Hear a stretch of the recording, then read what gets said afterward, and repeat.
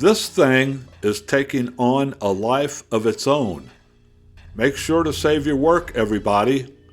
We need to do a hard reset on the Lou Reed bandwagon.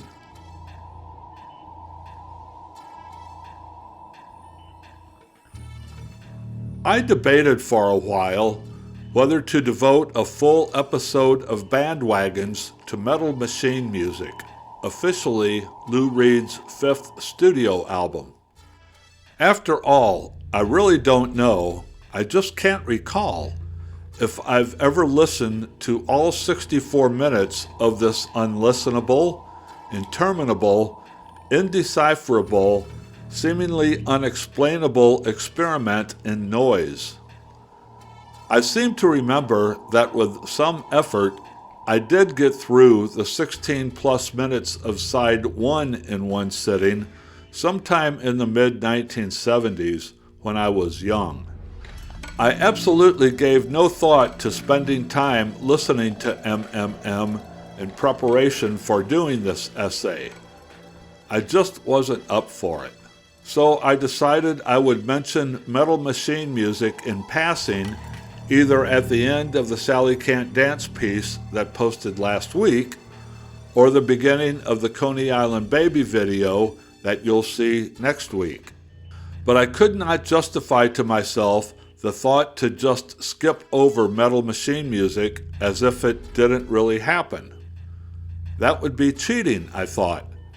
It is a Lou Reed studio album after all, and the purpose of this project is to examine and contextualize all of Lou Reed's studio albums. As unpleasant and inexplicable as Metal Machine music might have been, it was a vitally important Lou Reed release. Almost a defining one, at least in its time. Lou Reed did release a number of trivial, overlooked, easily forgettable albums, and I plan to cover all of those. So how could I not include Metal Machine music, which was not trivial, nor overlooked, nor easily forgettable?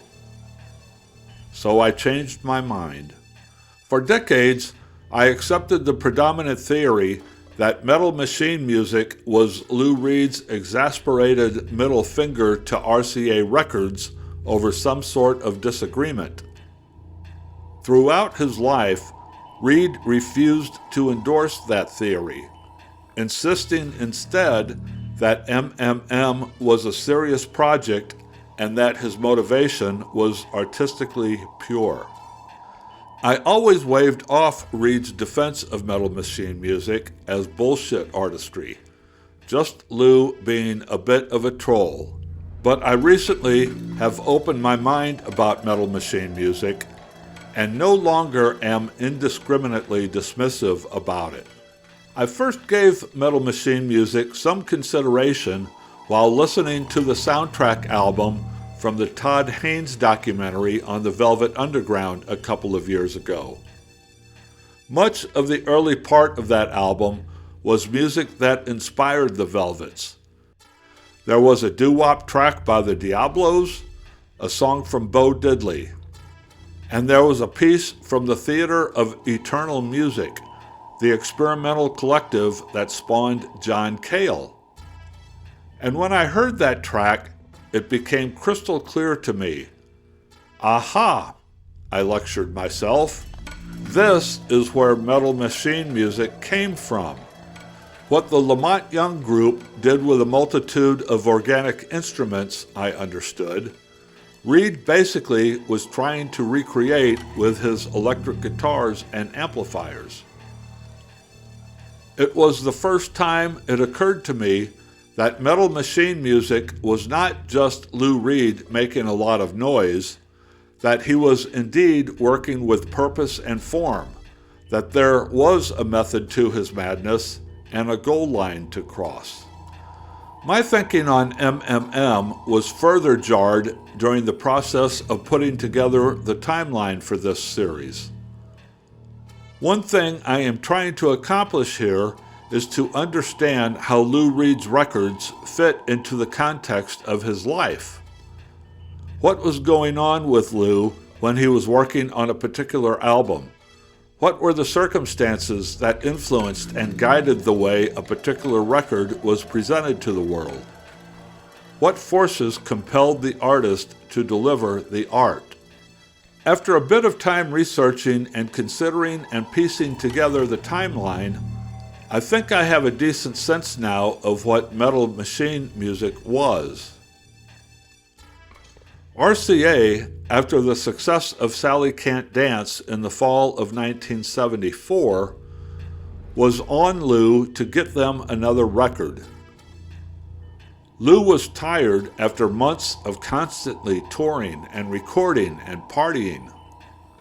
Further, he was unhappy with Steve Katz's production of Sally Can't Dance, and he really wasn't in the mood to do another record right away.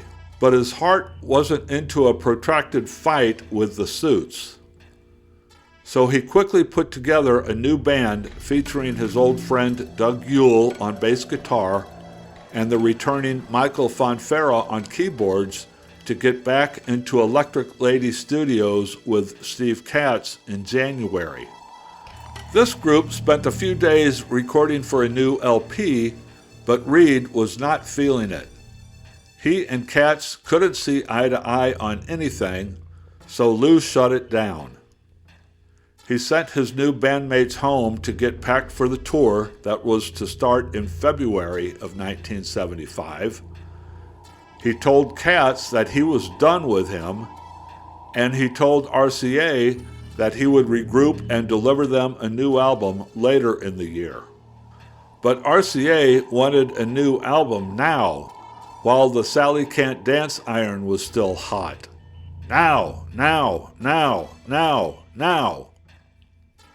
RCA kept insisting, and Lou only got more frustrated.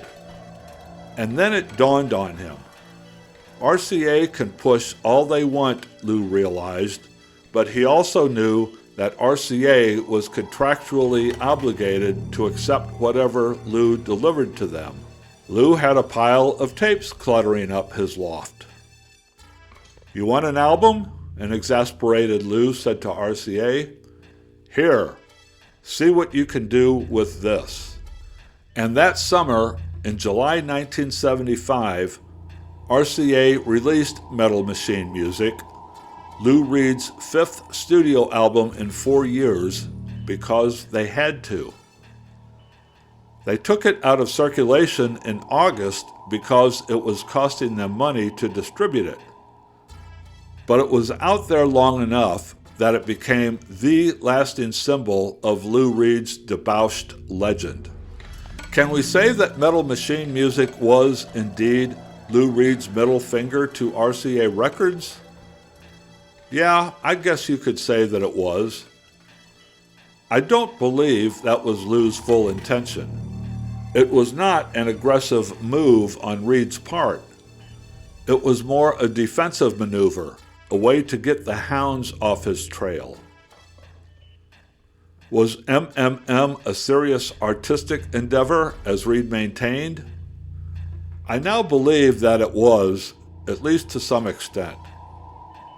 I think it was something Lou was intently interested in, though perhaps more as idle experimentation than specific artistic statement.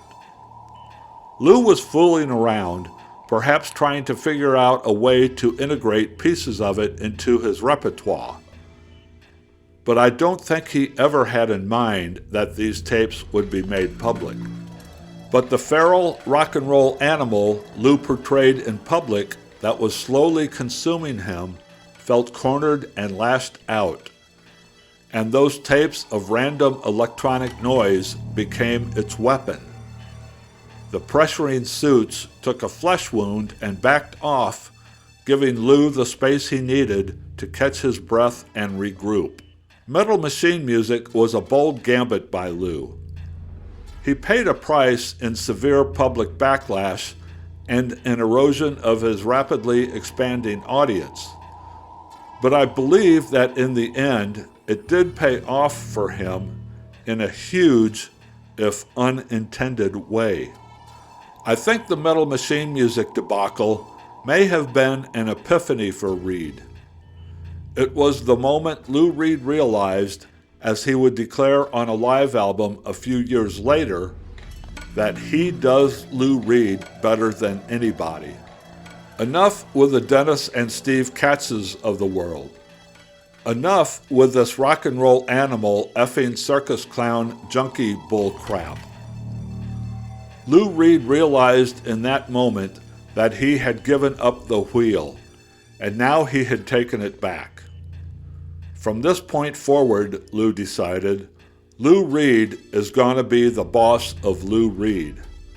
And this bandwagon is going to be following Lou Reed's map. We'll see you next week with Coney Island Baby.